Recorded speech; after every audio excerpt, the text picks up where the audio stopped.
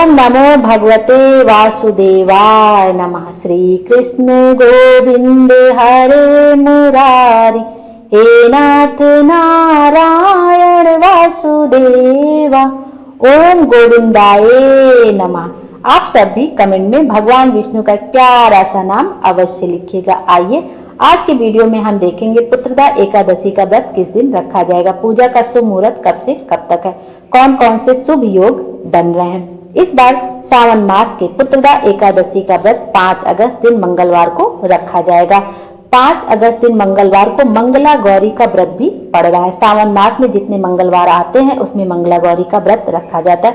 तो इस बार महासंयोग भी बन रहा है मंगला गौरी व्रत का और साथ ही साथ पुत्रदा एकादशी का। तो पुत्रदा एकादशी के दिन बहुत अच्छा संयोग है माँ मंगला गौरी व्रत का। माँ मंगला गौरी का व्रत माता पार्वती के निमित्त किया जाता है अखंड सौभाग्य के लिए, और 5 अगस्त के दिन मंगलवार है, इस कारण से मंगला गौरी व्रत का महासंयोग बन रहा है। हिंदू पंचांग के अनुसार एकादशी तिथि 4 अगस्त को सुबह 11:41 पर प्रारंभ होगी और 5 अगस्त को दोपहर में 1:12 पर समाप्त होगी। तो हमारे सनातन धर्म में उदया तिथि मान्य है। तो उदया तिथि के अनुसार सावन पुत्रदा एकादशी का व्रत 5 अगस्त 2025 दिन मंगलवार को रखा जाएगा।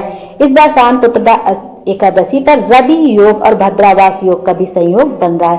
सावन पुत्रदा एकादशी पर पूजन का शुभ मुहूर्त, पहला ब्रह्म मुहूर्त है 4:20 से लेकर 5:02 तक, फिर अभिजीत मुहूर्त है 12 बजे से लेकर 12:54 तक, फिर विजय मुहूर्त है 2:41 से लेकर 3:55 तक, फिर गोधूली मुहूर्त है आपका शाम को 7:09 से लेकर 7:30 बजे तक। सावन पुत्रदा एकादशी पर व्रत पारण का जो शुभ मुहूर्त है वो 6 अगस्त को व्रत का पारण किया जाएगा। पारण का शुभ मुहूर्त सुबह 5:45 से लेकर सुबह 8:26 तक है। पारण के दिन द्वादशी समाप्त होने का समय दोपहर में 2:08 पर है।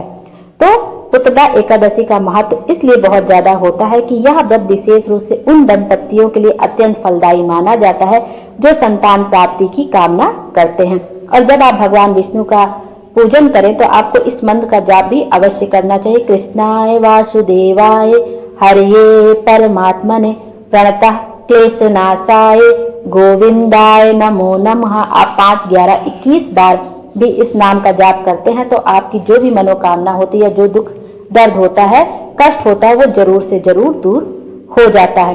तो इस तरह से आप इस महासंयोग पे यह मंत्र का जाप करके देखिए, आपकी जो भी मनोकामना होगी वो जरूर से जरूर पूर्ण होगी। आइए आप पुत्रदा एकादशी का उपाय देख लेते हैं कि पुत्रदा एकादशी पर संतान प्राप्ति के लिए कौन सा उपाय जरूर से जरूर करना चाहिए। आपको पुत्रदा एकादशी का उपाय करने के लिए जिस नारी को संतान नहीं हो रहा है उनको यह उपाय एक बार अवश्य करना चाहिए। आपको क्या करना है, एक कटोरी में थोड़ा सा घी लेना है और एक कटोरी में आपको खीर लेनी है और एक घी का दीपक बनाना है। चाहे आप गोल बाती का बना सकते हैं या लंबी बाती का भी बना सकते हैं। और उसके बाद एक पूजन की थाली तैयार करनी है। आपको उसमें 2 बेलपत्र रखना है, भांग है, धतूरा है, भगवान शंकर को जो जो चीज चाहे आप समर्पित करना चाहते हैं समर्पित कर दीजिए। 2 लोटा जल रख लीजिए, अक्षत रख लीजिए, फूल रख लीजिए, माला रख लीजिए, भांग है, धतूरा है, दूध, दही, घी, शक्कर, जो चाहे आप सब रख लीजिए। फिर लेकर मंदिर चले जाइए और वहां पे जाकर सबसे पहले एक कटोरी में घी और जो शहद लिया वो शिवलिंग के पास रख दीजिए और जो आपने एक दीपक लाया उसको आप मंदिर की चौखट पर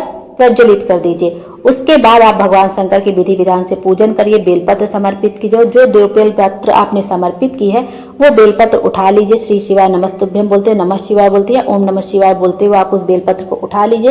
एक बेलपत्र वहीं आप मंदिर की चौखट पर बैठकर धीरे धीरे चबाकर खा लीजिए और दूसरे बेलपत्र लाकर अपने पति को दे दीजिए। यदि पति पत्नी दोनों साथ में मंदिर में गए हैं तो वहीं मंदिर की चौखट पर दोनों लोग बैठकर साथ में बेलपत्र का सेवन कर लें। भगवान भोले बाबा की कृपा से, भगवान विष्णु की कृपा से आपको संतान सुख की प्राप्ति अवश्य होगी। पुत्रदा एकादशी का यह महा उपाय है। जिनको संतान नहीं हो उनको एक बार यह उपाय जरूर से जरूर करके देखना चाहिए। उसके बाद जो आपने घी और खीर समर्पित किया है आप चाहे उसको गौ माता को खिला दीजिए, वो या वहीं पर रखे रहने दीजिए। बाद में पंडित जी को जिसको देना होगा दे देंगे या खुद ही प्रसाद रूप में ग्रहण करने के लिए गौ माता को वो खुद ही खिला देंगे।